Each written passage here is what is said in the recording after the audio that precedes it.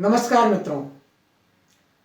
नवरात्रि का पर्व देवी दुर्गा की उपासना के लिए, देवी दुर्गा की आराधना के लिए मनाया जाता है। माना जाता है कि देवी दुर्गा ने अनेक अवसरों पर देवताओं को अनचाही परिस्थितियों से बचाया, अनचाहे संकटों से उबारा। जो मां देवताओं को भी विपरीत परिस्थितियों से उबरने में मदद कर सकती है, वो अपने भक्तों का कल्याण क्यों नहीं करेगी। इसी आशा में तो हम सब नवरात्रा पर देवी दुर्गा की पूजा करते हैं। कथा प्रसिद्ध है कि रंभ नाम के एक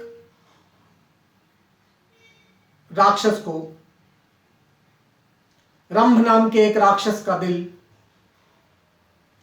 एक महिष पर यानी भैंस पर आया और उसके परिणाम स्वरूप महिषासुर नाम का जीव जन्मा। यह राक्षस था।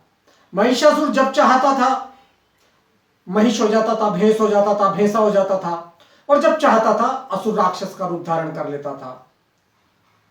महिषासुर ने खूब बल अर्जित किया और उस बल को अर्जित करने के बाद उसने एक दिन स्वर्गलोक पर चढ़ाई कर दी, सब देवताओं को हरा दिया। सारे देवताओं ने उससे लड़ाई करने का प्रयास किया, उसको जीतने का प्रयास किया, लेकिन कोई सफल नहीं हो सका। तब सब देवताओं की शक्ति को लेकर देवी मां की संरचना की गई और देवी ने 9 दिन तक चले युद्ध में महिषासुर का वध किया।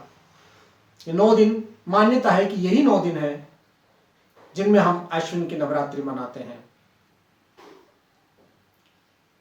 महिषासुर के बारे में आपको आश्चर्य होगा यह जानकर कि पश्चिम बंगाल, छत्तीसगढ़, झारखंड और मध्य प्रदेश के कुछ हिस्से हैं ऐसे जहां आज भी महिषासुर की पूजा की जाती है। यह माना जाता है, यह कहा जाता है कि महिषासुर का वध देवी ने छल के साथ किया था। महाराष्ट्र में नासिक के पास सप्तशृंगी नामक एक स्थान है। 7 पहाड़ियों से घिरा हुआ एक मंदिर है। वहां पर इस मंदिर में माना जाता है, कहा जाता है कि यहीं पर देवी दुर्गा ने महिषासुर का वध किया था। देवी दुर्गा के मंदिर के समीप ही एक छोटा सा मंदिर है जिसमें महिषासुर की भी पूजा की जाती है। यही सनातन संस्कृति का कमाल है मित्रों। यहां जिस देवी की हम पूजा करते हैं, जिस देवता की हम पूजा करते हैं, उस देवता से हारने वाले, उस देवता का विरोध करने वाले की भी स्थिति का सम्मान करने में हम संकोच नहीं करते। जो लोग सनातन संस्कृति पर आरोप लगाते हैं कि इसमें सहिष्णुता नहीं है, वो लोग हमारी संस्कृति के मूल तत्वों को समझें। ऐसा माना जाता है कि देवी दुर्गा ने विजयादशमी के दिन ही यानी 10वें दिन ही महिषासुर का वध किया था और इसी उपलक्ष्य में विजय की दशमी का आयोजन की परंपरा का सूत्रपात हुआ। हालांकि बाद में विजयादशमी का संबंध राम द्वारा लक्ष्मण पर विजय प्राप्त करने से भी जोड़ा गया। ये जो नवरात्रि के 9 दिन हैं, हमें हर बुरी स्थिति से बचाने के लिए है। हम प्रयास करें, हम थोड़ी सी साधना करें, हम थोड़ी सी कोशिश करें, संकल्प करें मन में कि हम अपनी कठिनाइयों से उबरने के लिए प्रयत्नरत होंगे, कर्म करेंगे, पुरुषार्थ करेंगे, तो ये 9 दिन हमें उन आसुरी प्रवृत्तियों से जो हमारे जीवन में अंधेरा कर रही हैं, उबरने में मदद करेंगे। पेड़ पौधे भी बहुत मदद करते हैं हमारी। आप नवरात्रि में किसी भी दिन नाग केसर का एक पौधा लाएं और उसे घर में लगाएं। अगर आप आर्थिक दुविधाओं से जूझ रहे हैं तो लक्ष्मी आप पर प्रसन्न होगी, लक्ष्मी आपकी तरफ आकर्षित होंगी। यदि बहुत सारा धन कमाने के बावजूद इतना खर्चा होता है कि घर में धन की ठहराव नहीं होता, घर में धन का, तो नवरात्रि में किसी भी दिन गूलर के 2 फल लेकर आए, उन्हें पूजा में रखें, फिर लाल कपड़े में बांधें और नवरात्रि के बाद लाल कपड़े पर सिंदूर लगाकर तिजोरी में कहीं रख दें। यदि आपको लगता है कि आपके बनते काम बनते बनते बिगड़ रहे हैं, आप किसी काम के लिए संकल्प करते हैं लेकिन काम ऐन मौके पर बिगड़ रहा है, तो नवरात्रि में, पूरी नवरात्रि एक काम करें, लोहे के किसी बर्तन में, लोहे की किसी कटोरी में, किसी गिलास में, लोहे के किसी पात्र में थोड़ा जल लें।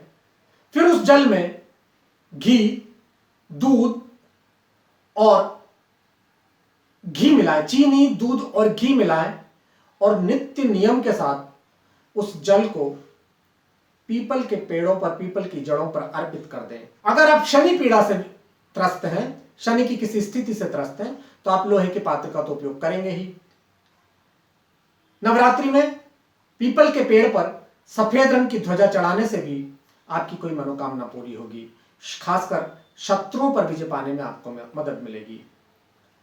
एक काम और आप कर सकते हैं धन को आकर्षित करने के लिए।